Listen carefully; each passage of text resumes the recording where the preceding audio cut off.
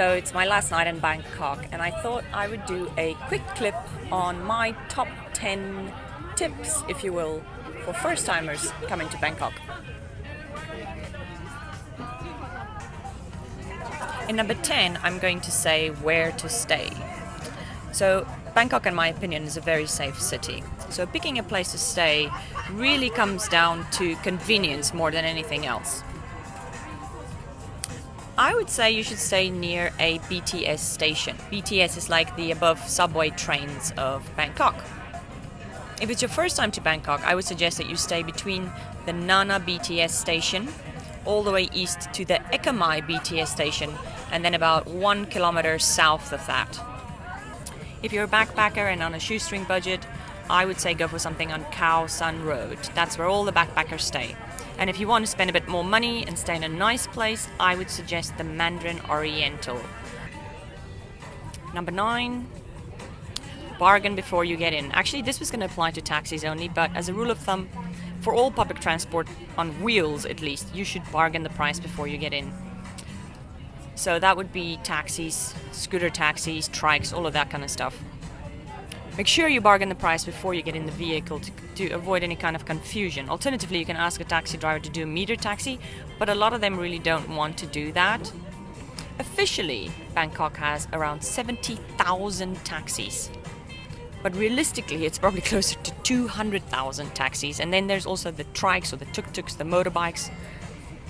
Getting angry at a driver because he won't give you the price that you want is not only bad form because you are a visitor, it is also an utter waste of good energy. Just move on, ask another one.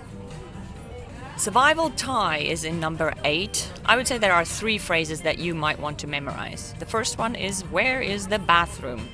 Hong Nam Yu Ti Nai. The second one, which comes in handy for various reasons, is Mai Ao.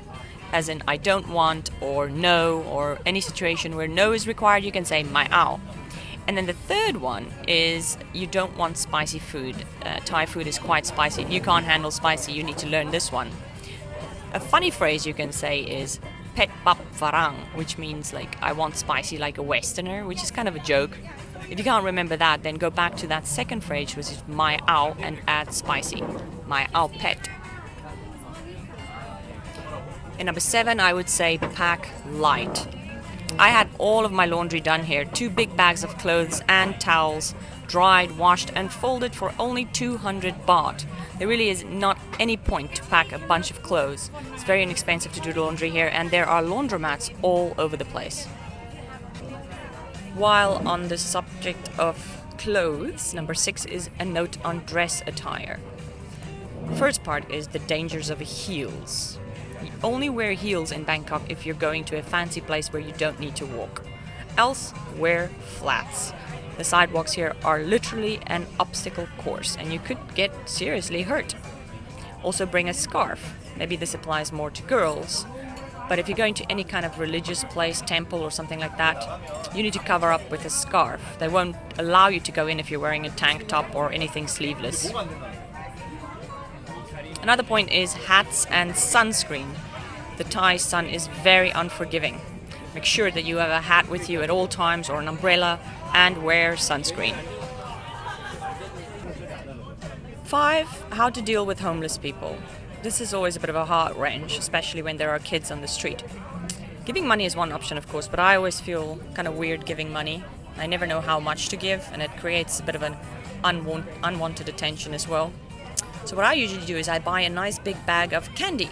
Kids love candy, and judging by the smiles on their faces when you give them the candy, it's definitely a good alternative to money. At number 4, I would say avoid the tourist traps. Now, the Grand Palace is probably Bangkok's number 1 tourist attraction. But only go there if you're interested in architecture and maybe a bit of history, because it really has nothing to do with Thai culture today. If you really want to experience Thai culture, rather visit some of the smaller temples in and around the city. You can ask just about any Thai person to suggest a temple besides the Grand Palace, and you're probably going to find something very magical. At number 3, whiskey is your friend.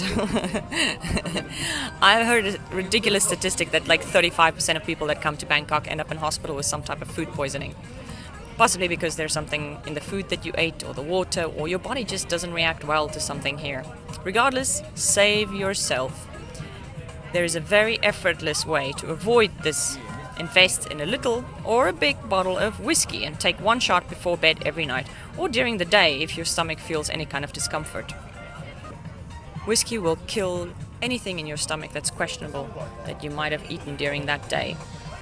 You can buy alcohol from most 7-Elevens in Bangkok, so that's easy. However, there are alcohol sales restrictions during the day, like between 2 and 5 they don't sell alcohol, and certain holidays they don't sell alcohol. Just keep that in mind when you do go and buy your bottle. Number 2, do not support animal cruelty. This is actually one quite close to my heart. I mean, Bangkok has so much to offer in terms of food and culture and nightlife, and so much more.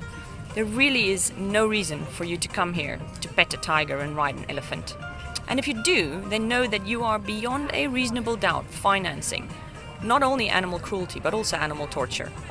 A lot of people try and justify this by saying that they've read some online reviews and they're definitely not torturing animals or drugging tigers at this temple. Just think about that for a second. You are petting a tiger. Of course they're being drugged. Do you really think a tiger is going to sit there lazily in the sun and let stranger after stranger pet him? It's completely against their nature. Come on now. I think even if you stayed in Bangkok for years, you still wouldn't be able to see and experience everything that the city has to offer.